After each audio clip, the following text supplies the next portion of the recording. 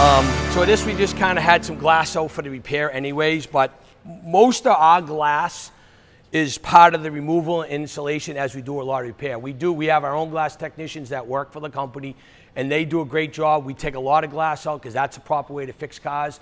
We're not scared of glass. We've done it forever. Now we just got, well, we've been doing it for the last few years, and you know, we're installing new windshields, or you're doing the back of roof glass. I'm sure glass is a hot subject here. If you've been through windshields and stuff, there's a lot going on.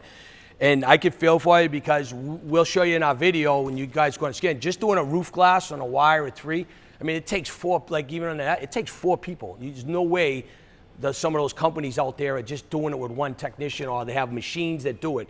It's pretty, if you look at our video and watch, there's 4 technicians laying that glass on a roof glass. So there's a lot of things.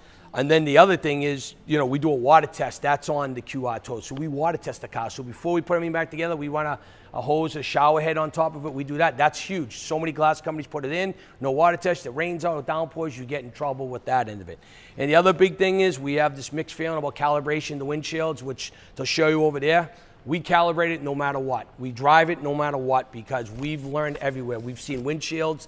We've had Model 3s where they came in, had problem defect in them, and we wouldn't have picked it up unless we drove and calibrate the car. So there's a lot of things that happen in the glass area. So that's the one thing we do glass. We're not a glass company. Again, we do it internally, but we do a lot of glass for a lot of Tesla people. So that's glass. And then going over here, we're going into the quick calibration in the battery.